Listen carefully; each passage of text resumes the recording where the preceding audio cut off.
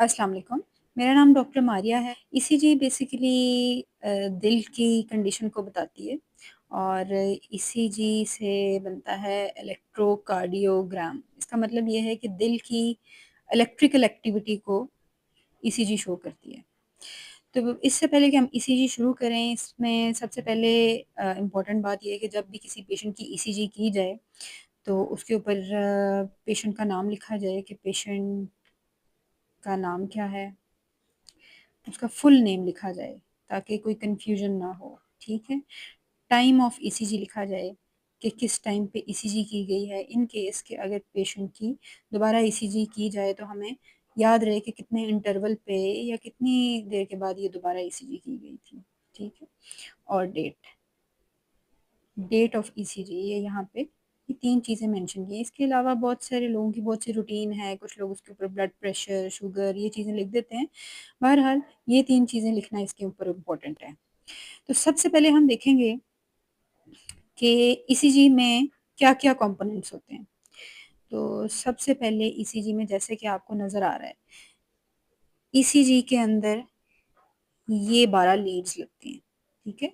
तो हम हार्ट को इन 12 लीड्स के साथ असेस करते हैं, जिसके अंदर कुछ लिम्ब लीड्स होती हैं। लिम्ब लीड्स का मतलब है जो बाजू पे या टाँगों पे लगती हैं और आम तौर पे वो ये वाली लीड्स होती हैं और V1 से लेके V6 तक ये जो लीड्स हैं, ये चेस्ट लीड्स कहलाती हैं। ये सीने के ऊपर लगाई जाती हैं। फिर ईसीजी में एक इम्पॉर्टेंट चीज़ ये है कि ईसीजी किस स्पीड पे निकाली गई है। इसके अंदर एक 10 और एक 25 मिलीमीटर पर सेकंड ये 2 चीज़ें और वोल्टेज ये 2 चीज़ें होती हैं इम्पोर्टेंट। तो इसकी स्पीड आम तौर पे वर्ल्ड वाइड इसी स्पीड में और इसी वोल्टेज पे निकाली जाती हैं और 10 और 25 पे होना चाहिए। कभी-कभार ऐसे भी होता है कि कभी स्पीड कोई बटन हाथ लग जाए या स्पीड कोई रीसेट हो जाए ईसीजी बटन की तो ईसीजी मशीन की सॉरी, तो उसमें ये चीज़ें अल्टर हो जाती हैं और हमें ईसीजी डिफरेंट तरह की नज़र आती है और हम कन्फ्यूज़ हो जाते हैं कि ये पेशेंट जो है, ये ईसीजी नॉर्मल नहीं है इस पेशेंट की। तो ये चीज़ें आपको पहले इस पेशेंट की देखनी चाहिए, ठीक है? पहले नाम देख लिया, टाइम ऑफ ईसीजी देख ली, डेट देख लिया, फिर आप इसको आपने वोल्टेज देख ली और साथ में आपने इसकी स्पीड देख ली। ये एक चीज़ है इम्पोर्टेंट।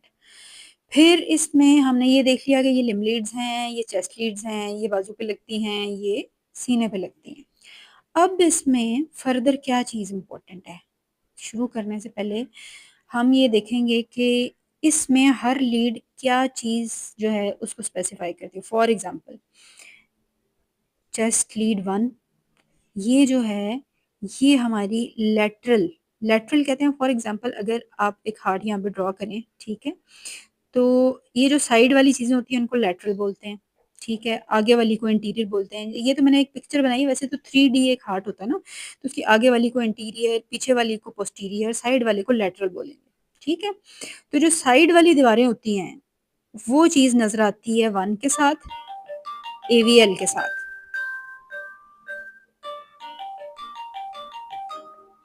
तो लीड 1 और लीड एवीएल ये दोनों चीज़ें जो हैं ये लैटरल साइड जो साइड के हैं हार्ट्स उनको उसके अंदर जो चेंजेस हैं होंगे उनको शो करेगी।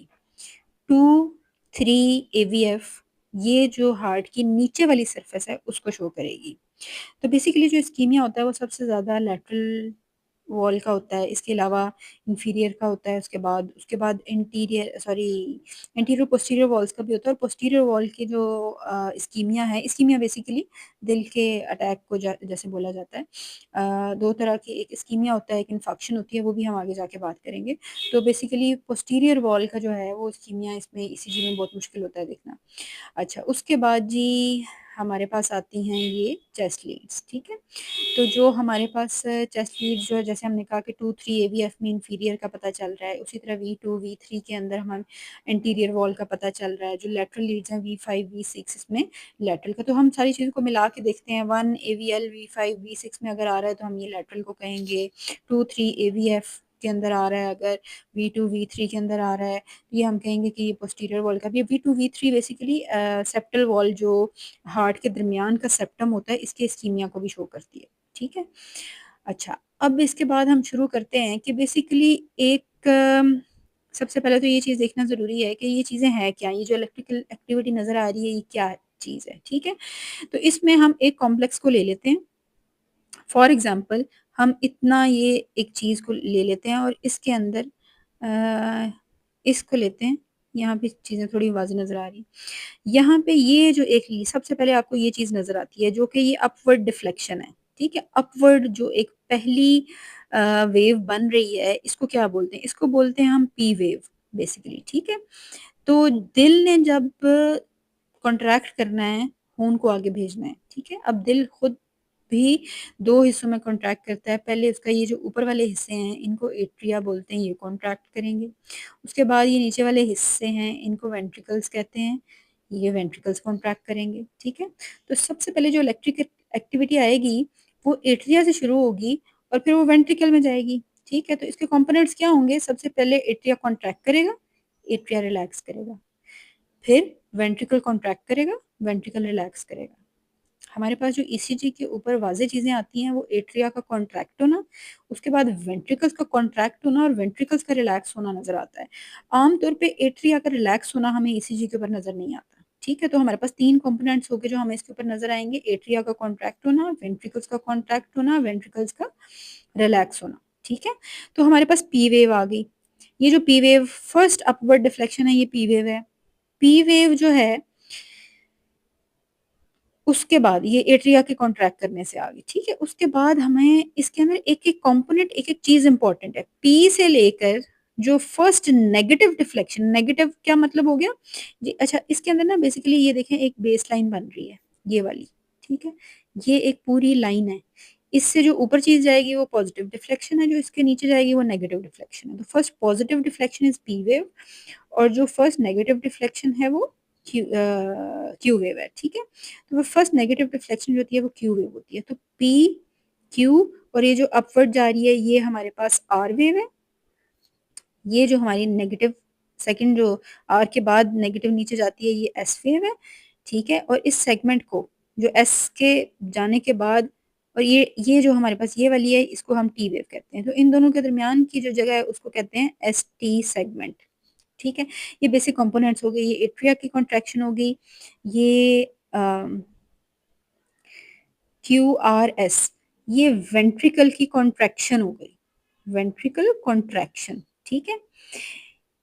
वेंट्रिकल की कॉन्ट्रैक्शन को बेसिकली वेंट्रिकुलर वेंट्रिकुलर डीपोलराइजेशन भी बोला जाता है, ठीक है? तो ये वेंट्रिकल की कॉन्ट्रैक्शन होगी, उसके बाद हमारे पास ये एसटी सेगमेंट आता है जिसमें वेंट्रिकल जो है वो दोबारा से रीपोलराइज़ करता है मतलब रिलैक्स करता है, ठीक है?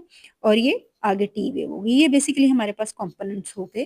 अ इसको कार्डियक साइकिल बोला जाता है जो एक P Q R S T ये जो टोटल एक चीज़ है इसको हम बोलते हैं कार्डियक साइकिल दिल का एक साइकिल ठीक है ये दिल ने एक दफ़ा धड़कन की है तो ये कार्डियक साइकिल इसके मेन कंपोनेंट्स अब हमने पढ़ लिए अब हमें ये पता चल गया कि हमने क्या चीज़ इसमें देखनी है ठीक है अब हम स्टार्ट करते हैं कि जब आप पहली दफ़ा ईसीजी देख रहे हैं तो आपने इसको कैसे समझना कैसे है, क्या चीज़ इसमें देखनी है, ठीक है?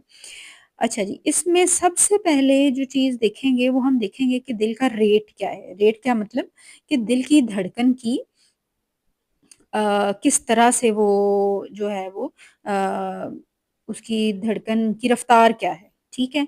अब रफ़्तार देखने के बहुत से तरीके होते हैं और रफ़्तार देखने के लिए सबसे पहले ये देखा जाता है कि दिल का रिदम कैसा है? क्या दिल रेगुलर धड़क रहा है, इर्रेगुलर है।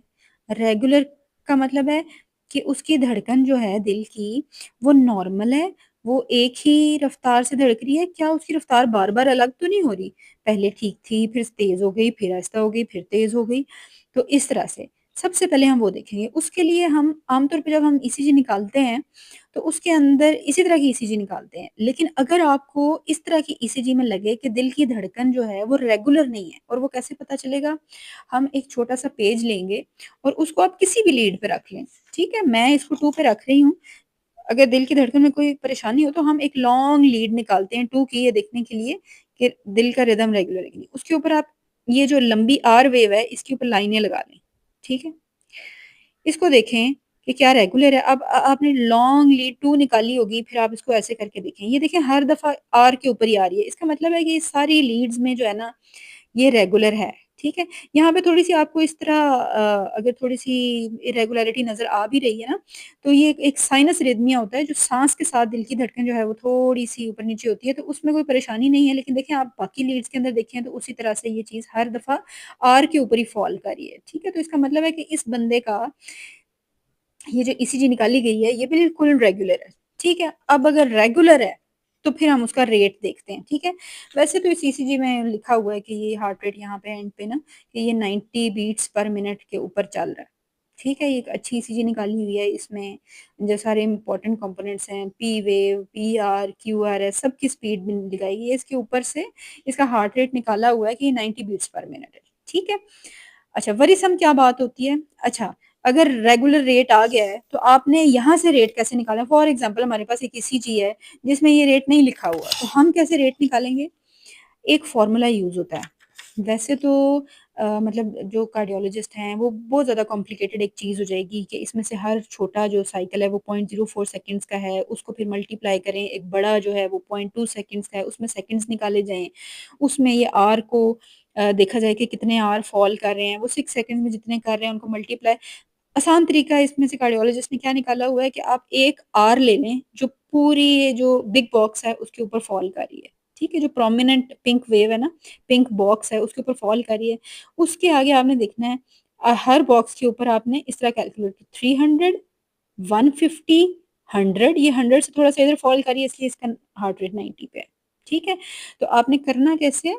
आपने 1 के ऊपर तो ये फ़ॉल कर रही है, उससे ऊपर जो भी आगे जो है ना वो बिग बॉक्स की प्रोमिनेंट पी वेव आएगी ना, उसके ऊपर कैलकुलेट करते जाना है। 300, 150, 100, 70, 60 और फिर 50 ठीक है? अच्छा इससे हमें क्या पता चलेगा ये 2 चीज़ें पता चल सकती हैं, या तो दिल का धड़कन बहुत ज़्यादा है या दिल की धड़कन बहुत कम है, ठीक है?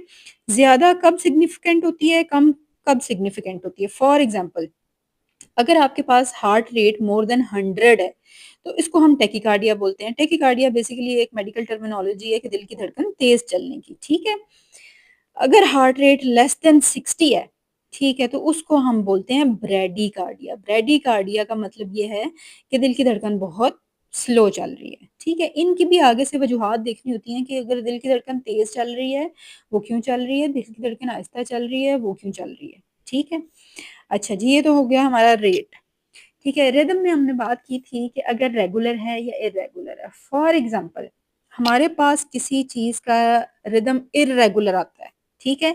कि इधर आर आ रहा है, इधर पी आ रही है, कहीं पे पी नहीं आ रही, ठीक है? ये सारे रिदम के मसले हैं। तो रिदम के जो मतलब बहुत सारी रिदम के प्रॉब्लम्स हो सकते हैं, उसके अंदर अ, एवी ब्लॉक्स हो सकते हैं।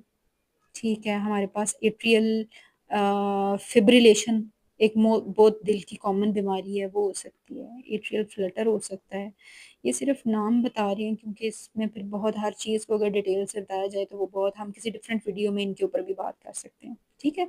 तो आज एसवीटी हो सकता है, बहुत सारी चीज़ें हो सकती हैं इसके अंदर, ठीक है? एक कंपोनेंट रेट रिदम के अलावा हम जो तीसरा देखते हैं वो एक्सिस का भी देखते हैं, कि दिल जो है उसका एक्सेस जो है वो कैसा चल रहा है। फॉर एग्ज़ाम्पल वो हम 1 में देखते हैं और एवीएफ में देखते हैं। उसका आसान सा रूल ऑफ थंब होता है कि आप अपने 2 थंब्स ले लें, एक को 1 के ऊपर रखें, एक को एवीएफ के ऊपर रखें। अगर दोनों जैसे कि आर है, जहाँ पे प्रोमिनेंट आर होगी, इसकी भी ऊपर आ रही है, इसकी भी ऊपर आ रही है, इसका मतलब है कि इस बंदे का रेगुलर बिल्कुल जो हार्ट का वो एक्सेस है वो ठीक है। फ़र्ज़ करें इसकी प्रोमिनेंट आर ऊपर की बजाय नीचे आती तो हम जो थंब ऊपर रह जाता है ना वो उसका एक्सेस होता है, ठीक है? वो लेफ्ट एक्सेस होता है। अगर किसी की लेफ्ट एक्सेस डेविएशन आ रही है ना, इसका मतलब है कि उसका लेफ्ट साइड का जो हार्ट है वो ज़्यादा इलेक्ट्रिकल एक्टिविटी शो कर रहा है। इसका मतलब है कि वो या तो थिकन्ड है या उसमें हाइपरट्रोफिड है, उसकी कोई वेंट्रिकुलर हाइपरट्रोफी चल रही है जो कि हाइपरटेंशन की वज़ह से चल सकती है। ये बहुत सारी बीमारियाँ हैं जिसके अंदर ये मायोपैथी के अंदर भी इस तरह की बहुत सारी चीज़ें आ सकती हैं या फिर ब्लॉक्स होते हैं कुछ, left bundle branch block, right bundle branch block, तो उनके अंदर भी ये एक्सिस डेविएशन आ जाती है, ठीक है? अच्छा आज का हमारा जो मकसद है, वो बेसिकली 2-3 चीज़ों के ऊपर मेनली था सबसे पहले ये आइडेंटिफाई करना कि क्या किसी पेशेंट को टैकीकार्डिया तो नहीं चल रहा, किसी को ब्रेडिकार्डिया तो नहीं चल रहा, ठीक है। दूसरी हम जो आज बात एंड पे करेंगे वो ये कि किसी पेशेंट को क्या दिल की तकलीफ, जिसको अंजाइना या दिल का अटैक बोलते हैं, जिसको मायोकार्डियल इन्फार्क्शन बोलते हैं, वो तो नहीं चल रही। तो ये बेसिकली देखना ज़रूरी है। और ये जो हमारे जो डॉक्टर्स जो पेरिफेरी में बैठे हुए हैं या जूनियर डॉक्टर्स हैं, फॉर एग्जांपल किसी भी सिचुएशन में अगर वो ईसीजी देखें तो उनको ये आइडेंटिफाई करना ज़रूरी है, ठीक है। तो इसमें सबसे पहले इम्पॉर्टेंट बात ये है कि जब मरीज को दर्द शुरू हो, दर्द के फ़ौरन साथ ईसीजी में ज़रूरी नहीं कि चेंजेस आ जाएँ, ठीक है? चेंजेस आहिस्ता-आहिस्ता ईसीजी के ऊपर आएँगे और वो आहिस्ता-आहिस्ता से इवॉल्व करेंगे। तो अगर आपके पास दिल के दर्द के साथ एक पेशेंट आया जिसकी ईसीजी आप देख रहे हैं कि नॉर्मल है, नेवर इग्नोर दैट पेशेंट, ठीक है? आप उस पेशेंट को रखें, उसको ऑब्ज़र्व करें, उस पेशेंट की सीरियल ईसीजीज़ करवाएँ, थोड़ी-थोड़ी देर के बाद 15-15, 10-10 मिनट के बाद ईसीजीज़ करवा के देखें कि क्या कोई इवॉल्व करती हैं, कोई चेंजेज़ आना शुरू होती हैं। चेंजेज़ क्या होंगी जो हमें बताएँगी कि एंजाइना है या मायोकार्डियल इन्फार्क्शन। तो बेसिकली होता क्या है कि दिल के मसल्स को खुद कम सप्लाई मिलती है ब्लड की, तो जिसकी वजह से ईसीजी के ऊपर कुछ चेंजेज़ आना शुरू हो जाते हैं, ठीक है? अब क्या चेंजेज़ हैं जो हमें ये बताते हैं कि एंजाइना है? जैसे कि मैंने आपको बताया कि लैटरल वॉल में चेंजेस आ सकते हैं, इंफीरियर वॉल के अंदर चेंजेस आ सकते हैं, चेस्ट लीड्स के अंदर चेंजेस आ सकते हैं। तो क्या चेंजेस आ सकते हैं? सबसे पहले आपने क्यूआरएस को देखना है, ठीक है? जो सबसे पहले चेंज आता है उसमें जो हमारी एक क्यू वेव है, ठीक है? एक नॉर्मल बंदे की ईसीजी में ये फर्स्ट नेगेटिव डिफ्लेक्शन जो है वो नहीं भी हो सकती, ठीक है? और ये बिल्कुल नॉर्मल चीज़ है कि वो ना हो। अगर तो क्यू वेव डेवलप होना शुरू हो जाए, ठीक है? और वो डेवलप हो मोर देन 1 स्मॉल बॉक्स से नीचे चली जाए, ठीक है? 1 स्मॉल बॉक्स ये जो छोटा वाला नज़र आ रहा है, उससे ज़्यादा नीचे चली जाए तो इसका मतलब है कि क्यूआरएस पैथोलॉजिकल है, ठीक है? इसमें कोई मसला है। इसके अलावा आरएस ये सेगमेंट जो है ये इस चीज़ के लिए बहुत इम्पोर्टेंट है। तो इसमें आपने देखना है कि आरएसटी सॉरी आरएनएसटी ठीक है? ये जो नीचे वेव आती है और उसके बाद ये जो टी बनती है, ये इस चीज़ को आपने इसके ऊपर नज़र रखनी है। तो होता क्या है कि जब हमारे पास दिल का अटैक 2 तरह का होता है, एसटी एलिवेशन एमआई हो गया या ST non ST elevation MI हो गया, ठीक है? तो इसमें क्या होगा कि आपकी ये जो नीचे एस टी जा रही है, ये ऐसे हो जाएगी। ये आर गया और ये एस नीचे जाने के बजाय ये ऊपर आ जाएगी। तो ये आप बेसिकली देख रहे हैं कि अगर फ़र्ज़ करें ये बेस लाइन है, तो उसके अंदर ये जो एस है ये एसटी ऐसे हो गई है, तो ये सारी एलिवेशन है, ये बेसलाइन से सारी ऊपर चली गई है, दिस इज़ डेंजरस, ठीक है? ये चीज़ शो करती है कि ये इसको जो है, ये एसटी एलिवेशन एमआई चल रहा है, ठीक है? फिर अब आपने देखना है कि एलिवेशन किस उसमें चल रही है, 1 में चल रही है, एवीएल में चल रही है, ठीक है? 2-3 एवीएफ में चल रही है, तो वो इंफीरियर वॉल की है, 1 एवीएल में चल रही है, ये एंटीरियर वॉल की है, ठीक है? तो अगर तो आपको एलिवेशन नज़र आ गई, तो आपने बाकी चेंजेस क्या हो सकते हैं? ये जो टी वेव है ये टी वेव इन्वर्जन हो सकती है, ठीक है? ये नीचे को हो सकती है, ये भी एक इस्कीमिया का साइन है। अगर ये ऊपर को है, तो ये हाइपर एक्यूट भी हो सकती है, बहुत बड़ी भी हो सकती है, ये भी एक इस्कीमिया का साइन होता है, ठीक है? आपने ये देख लिया कि एंटीरियर है, इंफीरियर है, एट लीस्ट पेशेंट को अगर आपको कन्फ्यूजन भी है, तो आपने एट लीस्ट पेशेंट को एसीएस प्रोटोकॉल देना है, ठीक है? एसीएस प्रोटोकॉल भी आप उसका ब्लड प्रेशर चेक करें, अगर आपका ब्लड प्रेशर बहुत हाई नहीं है, उसको एट लीस्ट आप एसीएस प्रोटोकॉल दे दें, ठीक है? ये तो एसटी एलिवेशन एमआई हो गया।